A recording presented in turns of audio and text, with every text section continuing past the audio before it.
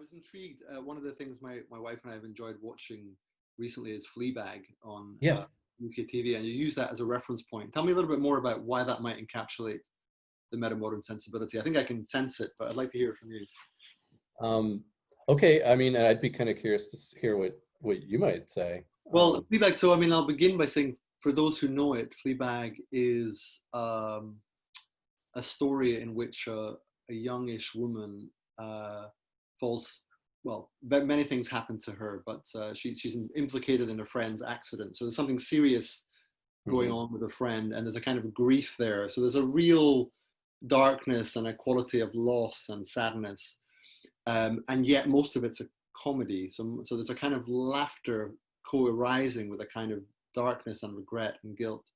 But there's also this playfulness with in later episodes with a priest whom she falls for, and the priest has to choose between her and God.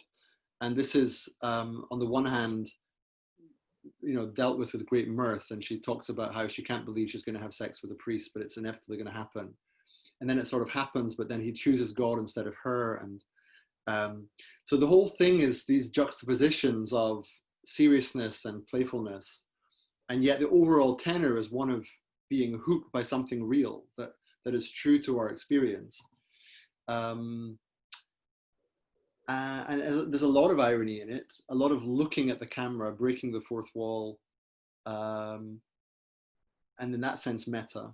And the oscillation, I suppose, is that you care about the character. There's a sense in which what happens to her feels like it matters. It's not a slapstick comedy. You develop real empathy for her, and yet you're also, one of the reasons you're so attracted to the character is that she is full of insight about just how absurd her own predicament is. Something like that. But I'm not a cultural studies theorist. That's just how I see it. Yeah. I'm really glad that you spoke first, because I think you did great. You said it better than I probably would have. All right. For sure. And then just the one thing I would add that's interesting, you started towards, but you didn't quite get all the way towards, that's interesting about Fleabag, is the breaking of the fourth wall. Right. And so, the breaking of the fourth wall is often a postmodern rather than meta. Okay. Yeah. And in the sense that in a postmodern usage of the breaking of the fourth wall method, right, kind of the purpose is to remind the audience, like, you're just watching a play or you're just watching a movie, and don't take it too seriously, and remember the context and all that. Yeah. And my read on Fleabag is that in the beginning, and especially in season 1, her breaking of the fourth wall functions largely in that sort of typically postmodern way. Right. But in season 2, there was only 2 seasons, right? I think so, yeah. In season 2, there's this interesting moment, and I think it kind of gradually builds, but there's this one really clear moment where the priest notices that she's turning away and talking. Yeah. So what we had previously thought of as not, so we had originally thought of the breaking of the fourth wall thing, her asides, because she, and for people that haven't seen it, so this character frequently looks right at the camera. So Phoebe Waller-Bridge is the actress. Yeah. I forget the name of the actual character, but yeah. We never know. Right. Oh, really? Yeah.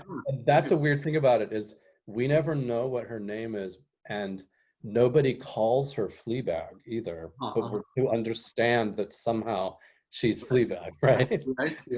Okay. But yeah, so this character played by, and she wrote it too, Phoebe Waller. Yeah.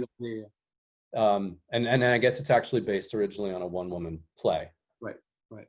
Anyway, so she frequently turns to the camera and makes these quips or these asides or these observations, and as the viewer, you don't think that's really happening in the show.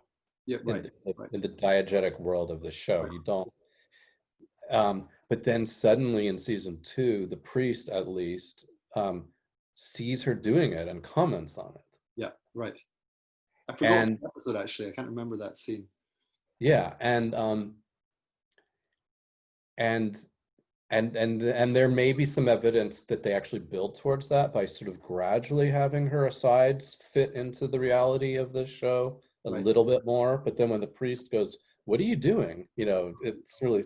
shocking. Yeah. And and to me that makes it meta modern Right. because um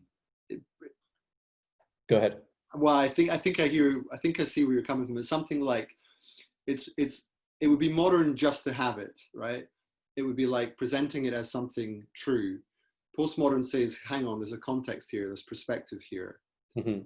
By breaking the fourth wall, it says this is a TV production. Yeah, You're at home. I'm performing for you.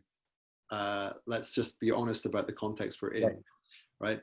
But then by the priest observing that maneuver, In the in show, effect, he in effect reifies the performance of it as something real. So it's right. no longer merely a perspective. The perspective has become the reality.